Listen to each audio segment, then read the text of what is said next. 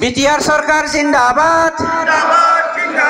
BTR सरकार जिंदाबाद जिंदाबाद जिंदाबाद प्रमोद बर' जिंदाबाद जिंदाबाद जिंदाबाद प्रमोद बर' जिंदाबाद जिंदाबाद जिंदाबाद बीटीआर सरकार जिंदाबाद जिंदाबाद जिंदाबाद थैंक यू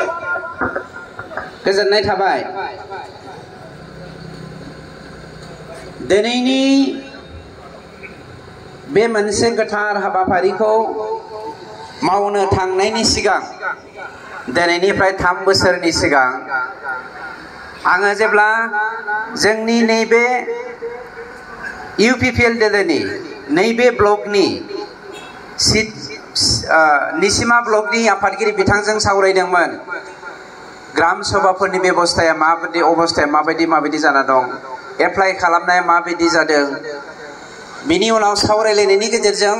जोंनि ग्राम सभाफ्रा माखासे गोरोन्थि मावदोंमोन गोरोन्थि मावनायनि जाहोनाव जोंनि हा होनायनि जा हाबाफारि बे हाबाफारिया एसे गोहैलो जादोंमोन आरो बे गोहैलो जानाय टाइमाव जोंनि नैबे निसिमा बियाबनि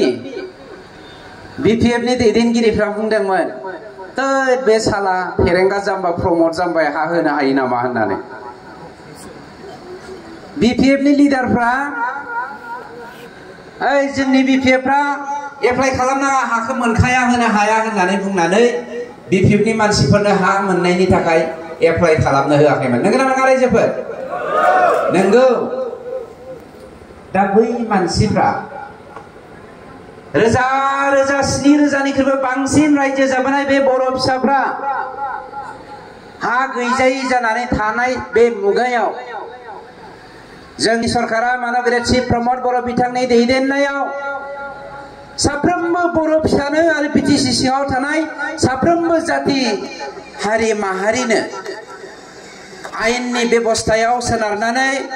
हानि मोनथायखौ होनो थाखाय जोङो राजि जादों बेयाव मा होनदों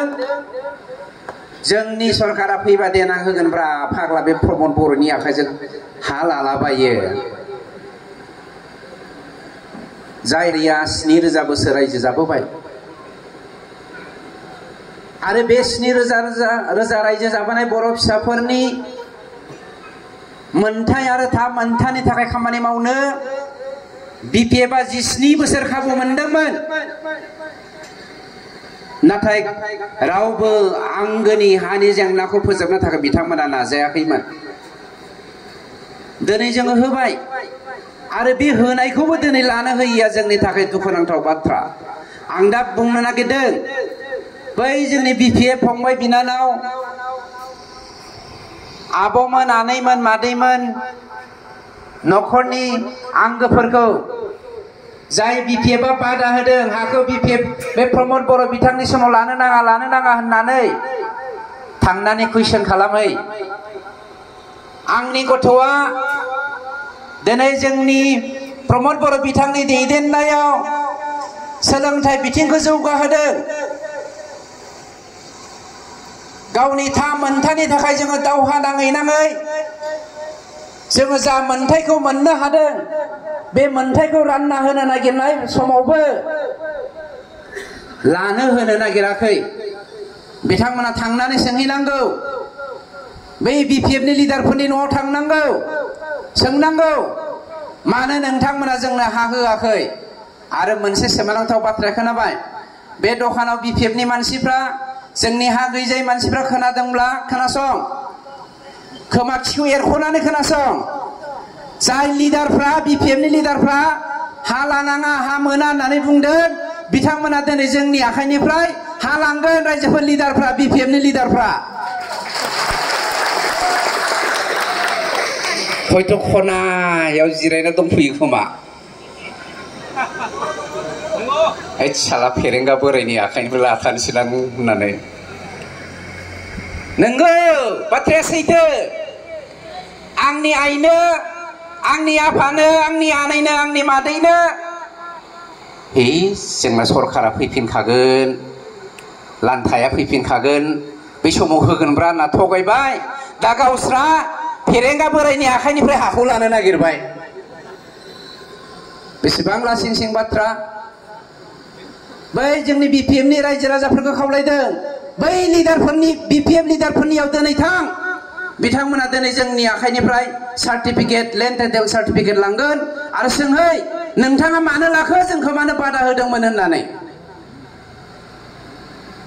दुखुनांथाव बाथ्रा सानसेखालि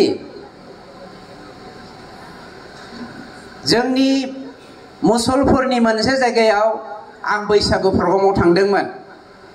बागानपारा होननाय मोनसे बियाबाव बे बियाबनि बिजाथिया देरहाखांबाय जोंना दिनैनि स्पिकार बिथां कातिराम बर' बिथाङा बिथांनि गामियाव बिथांनि हालामाव समस्थियाव जेब्ला आं बैसागुनि प्रग्रामाव थांदोंमोन होनदोंमोन सार नोंथाङाथ' हानि रेभिनिउ डिपार्टमेन्टनिबो इएम फरेस्ट डिपार्टमेन्टनिबो इएम जोंनियाव 5000 नखर दं 5000 नखर जायफोरा दिनैसिम भारत उदांस्रि जानायनि सिगांनिफ्रायनो बावहाय दङ हानि मोनथायखौ मोनाखै होननानै बुंदों लोगो लोगो एप्लाइ खालामनो होदों एप्लाइ खालामनानै गोबां जेंना जेंसिनि गेजेरजों जोङो दा 4000 मानसिनि नखरनि हानि जेंनाखौ सुफुंनो थाखाय फोरमान बिलाइखौ होनो थांगासिनो दङ बैयाव माखासे नखरफोर बिपिएफनि दैदेनगिरिफोर बिथांमोना होनदों दै प्रमद बर'आलाय बहा हा होलाबायनो हानो जोंना नै दा शुक्रबारावनो प्रमद बर'नि सरकारा फैखाजोबखासिगोन जोङो सरकार दाखासिगोन लोगो लोगो जोंनि पार्टिनि जोङो हा रानना होगोन बिदि थगाय दोनबोबाय थादों दा बे बागानपारा हालामनि मानसिफ्रा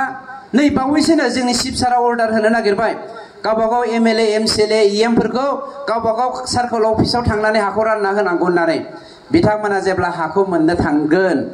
बै बिपिएफनि दैदेनगिरिफ्रा जे बुंदों हाखौ लानो नाङा जोंनि सरकारा फैगासिनो दङ होननानै माला मोनबावगोन बे हाखौ खोन्थाया जादों आंनि फिसाखौ दिनै मोजां इनस्टिटिउसनाव हरनो नागिरदों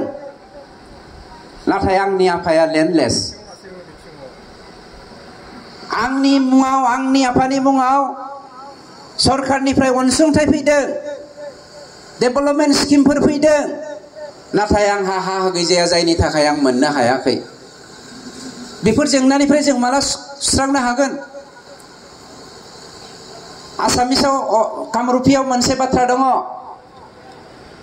हात आसे भरि आसे मनुष्यर माया घर बनाय थाक बाना जाने की है बान्दर भाया बुजिदोंना बुजियाखै आखाइ दं आथिं दं सुबुं बायदि नाथाय न' लुनानै थानो रोङा माथो नोंलाय मोख्रा होननानै बुंदों मायाव न' लुनानै थागोन जोङो बिपिएफआ 17 बोसोर जोंखौ मोख्रा साजायबोबाय मोख्रा